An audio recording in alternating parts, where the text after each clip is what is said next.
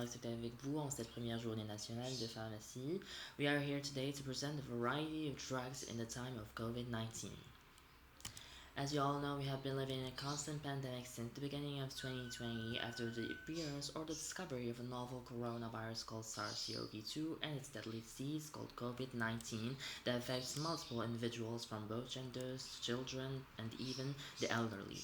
And we still do not have a clear definitive treatment plan, but only potential approaches.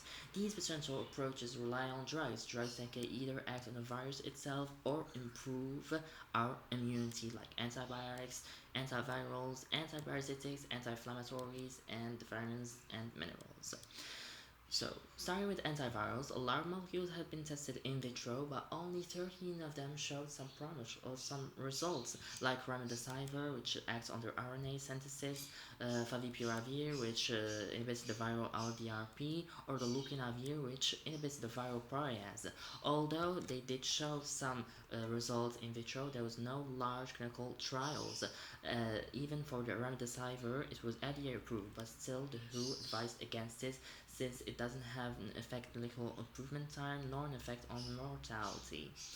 Antibiotics. We have to know that antibiotics do not work against viruses or viral infections, but they are given to treat secondary or to prevent secondary infections, where US studies showed that almost 90% of COVID-19 hospitalized patients were given antibiotic therapy, even though only 7% of them showed or did have secondary infection. And this can lead to a huge problem which is the bacterial multi-resistance.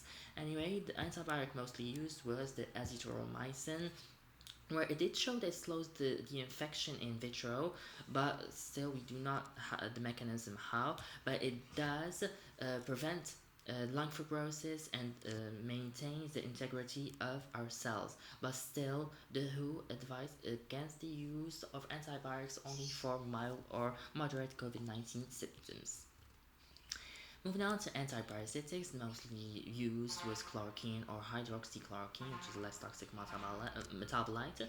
So this is an anti-malaria medication. It can be used for other.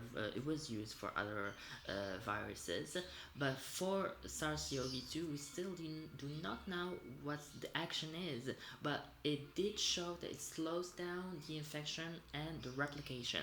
But we have to know that it is a two-edged sword medication, since yes, data show that it slows down the infection, but it also shows that it inhibits the autophagy, which is necessary for cell survival, which can later on lead to tissue damage.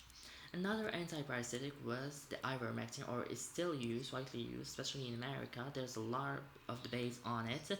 It is an antiparasitic for animals. It can even sometimes treat scabies in humans, but still we do not have any data that shows its effectiveness against the viral infection.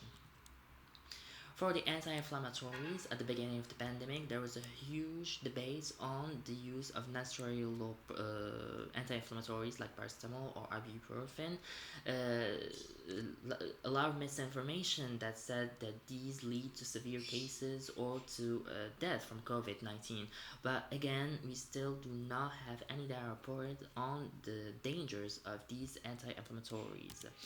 There was the use also of the corticoids, which did have positive decrease on mortality with the aid of ventilation, like dexamethasone or methylprednisolone. Other immune suppressants like IL-6 inhibitors, like the mostly used was tocilizumab, which is a rheumatoid arthritis medication. Care of COVID-19 patients with this medication that showed that it did decrease mortality by 4%. Moving on to my vitamins and minerals. So the mineral most talked about throughout the pandemic was zinc. So this mineral is also, the secret of it is the appropriate dose. So at an overdose, it can give harmful effects like zinc toxicity or copper deficiency, but a proper dose can give out helpful effects like an anti-inflammatory effect, or even it can even improve our immune system like the NK cell activity or the phagocytosis. And For vitamins, all vitamins are necessary for our health, but especially against this virus or the viral infection, there is a lot of debate or talking about this vitamin D, since it can give out anticoagulant effect. It can have an effect on an antiviral effect, since some data show that vitamin deficiency downregulates the ACE2 receptor, which can lead later on to ART, which is the acute severe respiratory syndrome.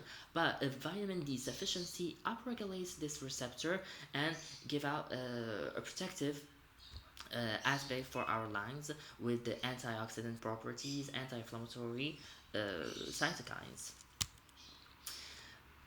This vitamin D can even have an effect on our improving our immune system, where it did show that this vitamin binds to the innate immune cells and facilitate gene expression that can make these cells better at killing pathogens.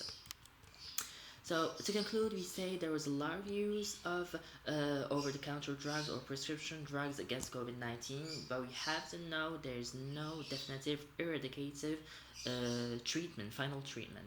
But what we can say is that we have vaccines that work and that are available, and people should get vaccinated.